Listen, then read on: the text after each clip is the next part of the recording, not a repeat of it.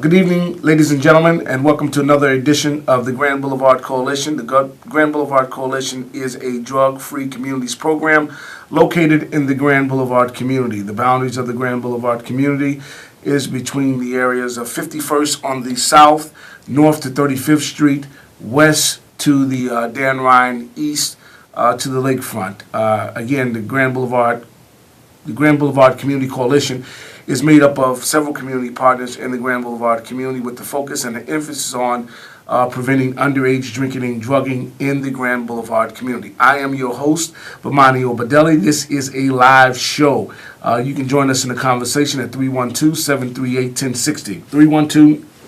312-738-1060. We are talking about drugs and drug-free communities, but specifically preventing the usage of underage drinking and drugging in the Grand Boulevard community. Our guest last week, we got a lot of follow-up calls on Mr. Kenny Butler, who is working over in the West Garfield Park community and is doing a great job over there. Actually, strike that. He's working over in the near West Side community. Don't let the Reverend, the great Father Suker, Walter Jones, beat me up for talking about West Garfield. He is the West Garfield community stakeholders, who is also a partner with us in this fight to prevent underage drinking and drugging in communities. They also have a SAMHSA DFC grant.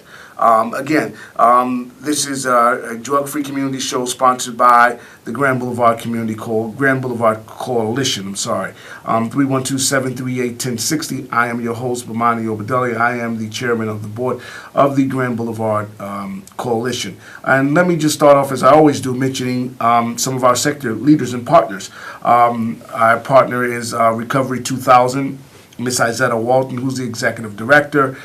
We also have John Cook of the Bronzeville Community Clubhouse, Miss Roxanne Jackson of the Green Light Movement, which is a youth employment and economic development program.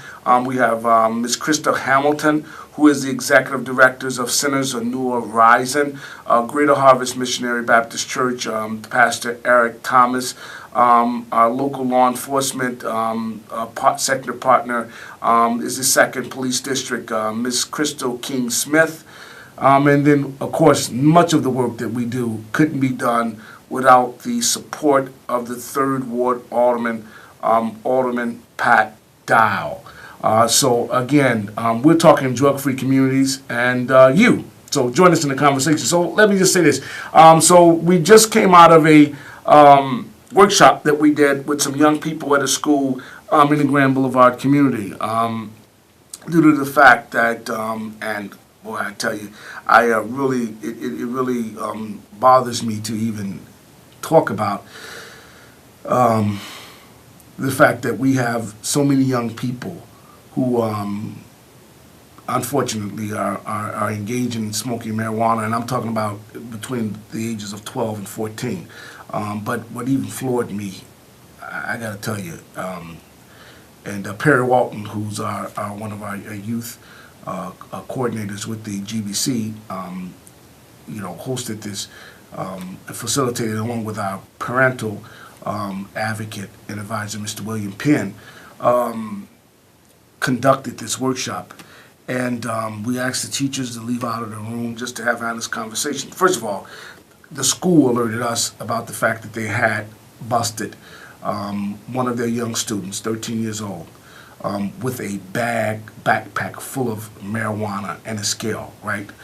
And so when we went there to do our drug prevention workshop, much to our amazement, we found that there are several 12 and 13-year-olds who actually have been engaging in distributing and indulging in smoking marijuana.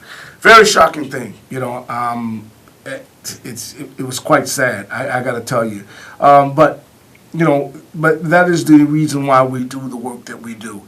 To try to heighten the awareness, to try to educate the community about these issues. And so I can tell you this, brothers and sisters, we're not going to get anywhere as a community if we don't collectively begin to speak up and address the social ills in our community and to begin to do something about it. And I planned on probably for the next few shows bringing on young people to just talk about being young in a community where it's very difficult some days to just make it to school. I mean, so in talking to some of the young people, at least I questioned the young man who told me that he sold, marijuana. 14 years old, 8th grader, by the way, going to high school. He said he sells marijuana to help support and take care of his family. So I said, well, that's the role of the adults in your house. He says, well, it's only my mom. I said, well, your role again, son, I affectionately call all children son, is to get an education, to certainly learn entrepreneurial skills so that you can be able to help support yourself and become a businessman if you want, but not to sell illegal drugs, not to sell drugs. And I said, well, why would you bring it to school to sell? Well, because there are other kids around in the school and in the area that get high, and they're going to buy it from someone. I said, well, man, that's not your role. I mean, we went back and forth for a while, but nonetheless, I will be honest with you, I don't think I got through to him, right? And I had a brief conversation with the principal afterwards, and she realized who it was without me giving a name, because we told the young people that we wouldn't give out their names. We told them what went on between us, stayed between us, but it was so alarming with, and we had between the two classes probably 80 young people, and I could not leave there without sharing with the administrator what we had learned. Now, out of the 80 kids in the room, only 10 of them were really a problem, right? Very problematic. But it doesn't take many. They say it's one apple doesn't spoil a whole batch. But in a case, if you let the apple stay in there too long, it will rot. It will spread. So yeah. If you allow, unfortunately, that young man, in my opinion, should be removed from that environment, should be removed from that school. I can't see any way, and I've only spent an hour with him, that he could function in that environment and what he's doing not rub off on those other young people. And I just saw the young boys that he was sitting next to, the level of influence that he has on them. A 14-year-old drug dealer who's selling marijuana and bringing weed and a scale to weigh it up and bag it up. I mean, it is unconscionable that would be taking place in this day and time. And this is not to vilify anybody.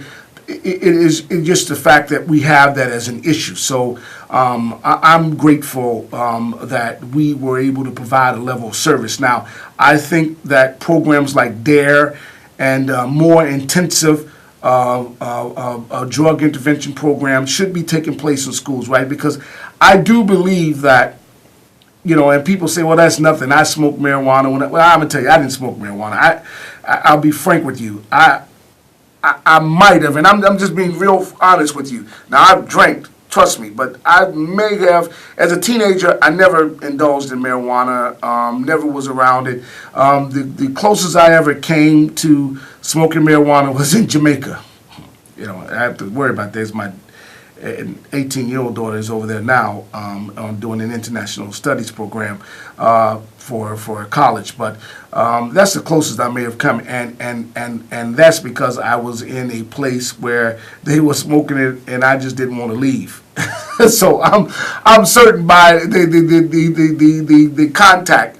As they say, a contact high. I was in there. They were blowing, man. I mean, everybody, anyway, it was going down in that particular place. I just had no desire to ever use any drugs, never thought.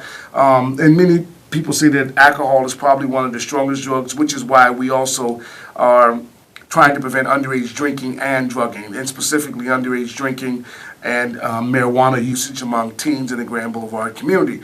But I just, so I don't think it's normal. I don't think it's normal that 13 and 14-year-olds or 13 to 17-year-olds would smoke marijuana. I don't think that that's a normal thing. I know marijuana is what I always knew it to be, what I was always taught that it was, a gateway drug to stronger things. It starts at marijuana, and as I was coming up, it started with marijuana, then it went with primo, then you start smoking crack, then you start tooting dope, and then you start popping pills, then you're getting drunk, popping pills, getting high, smoking crack. I mean, before you know it, it's just a problem. And so, I think that same trajectory holds true today. With many young people. They start with the marijuana, and then they start popping pills, and then they start lacing the marijuana with other stuff. I mean, they got embalming fluid and all other kind of stuff that they put on synthetics that they put and add to this drug today for a greater high. Then the crushing of painkillers and drinking NyQuil along with mixing that with Hennessy and Sprite Pop and and then liquid codeine. I mean, I can go on infinitum about what's happening with many of our young people today, the level of hallucinogenics that they're on. It is not a joke, but what holds true is, unfortunately, we don't get the level of preventative of resources to deal with prevention in our community. It's to the extreme, and it becomes more punitive. So to deal with the drugs and the effect of drug dealing and the drug epidemic in our community, it's more than likely that our young people and even the addicts will be prosecuted and put in jail, versus when you go into other communities. And so it is a great day that we have these drug-free communities in the city of Chicago and in Cook County for the most part, where we can begin to go in and do the kind of work that's necessary to prevent the drugs, to raise the awareness about the epidemic of marijuana usage and underage drinking, and then work with the local authorities to crack down on bad liquor stores and establishments. That's why our elected officials are very important in this process, and then the community as a whole to help us weed out the bad actors and folks who contribute to delinquency of our minors, versus in other communities where they have treatment programs. They have certainly the awareness, but they also have the treatment. So we don't necessarily have a treatment that I know of ongoing that is aggressive to outreach to do treatment for our young people who are addicted to marijuana, who are addicted to alcohol, who are addicted to pills, right?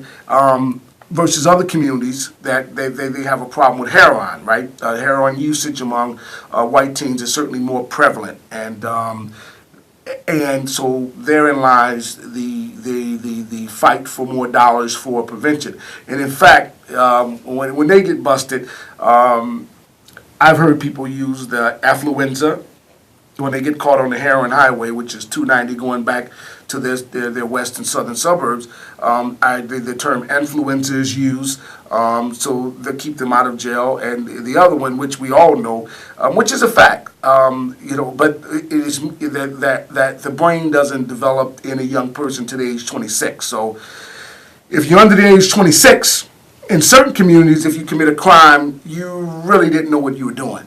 But when you go over into another side of town, you're a super predator, you're a criminal, and you should be prosecuted. You get my point, where I'm going with this. That is a problem to me, very problematic, and it should be a problem to you. And that is one of the reasons why I don't think things get better in our community, so to speak, because the resources for treatment and intervention and prevention is just not there. And we talk about that. I've been screaming about that. I mean, when you look in the city, even on down to the issues of violence, right? We can talk about after-school programs. We can talk about mentoring programs. But let's be real, people. The folks who are out there pulling trigger, number one, they ain't going to school. If they do, they go in the front door and go out the back. They're back on the streets. They're on the street corners. Right? Most cases, they are getting high. They're smoking weed, popping pills, drinking alcohol, right? And engaging in other anti-behavioral activities, right? So What sense does it make to continue to pour money into after-school programs? Because the kids who go to after-school programs, and we need them, by the way, I'm not disagreeing with after-school programs, but there's a certain population and segment that will benefit from those type of initiatives.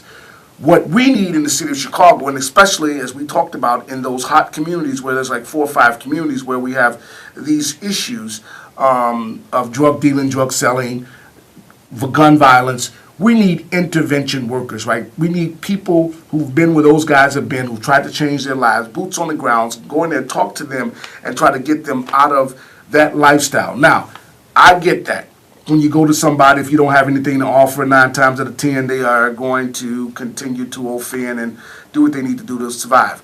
Correct. I believe that. I believe that poverty is a direct correlation between poverty and crime. I believe that, right? And the drugs, as some of the kids have told us in these youth workshops that we've done with them, youth talks that we've done with them, they're under a lot of stress. They're under stress from being poor. They're under stress from peer pressure. They're under stress from their parents on drugs. They're under stress from the abuse of stepfathers or other relatives. So I get all of that, right? And so I'm saying, where's the outlet for our young people outside of incarceration? A relief, I should say, outside of incarceration, mandatory minimums. So those are the type of things that, as a community, that we need to get serious about. Now, listen, I'm not coming on here any day or any time to make excuses for irresponsibility on behalf of parents, on behalf of young people. So I'm not coming to make excuses because I'm a father as well. We parents should be more involved and should be more engaged in the going-ons of our children. Absolutely. But when you're a parent and living in the communities where these high densities of poverty, dilapidated housing for the most part, the lack of jobs. I mean, let's be honest here. Youth unemployment, which contributes to young people being so-called stressed, if you will. Youth unemployment is somewhere between 58 to 62%. As a whole, the African American unemployment rate in the state of Illinois is higher than any other ethnicity or ethnic group here, right? We have the highest unemployment, by the way, of black people in the nation, like more than Mississippi and all these other places in the South, Illinois and Chicago specifically. So we're dealing with abject poverty, social deprivation, and in many cases, the educational deprivation of our people. And on top of that, a high incarceration rate, then you can understand why we have so many issues and problems in the community, and in many cases why a lot of our children are suffering from alcoholic fetal syndrome, who are battling with mild cases of addiction to narcotics and prescription drugs, right? But we don't take time to try to address those issues.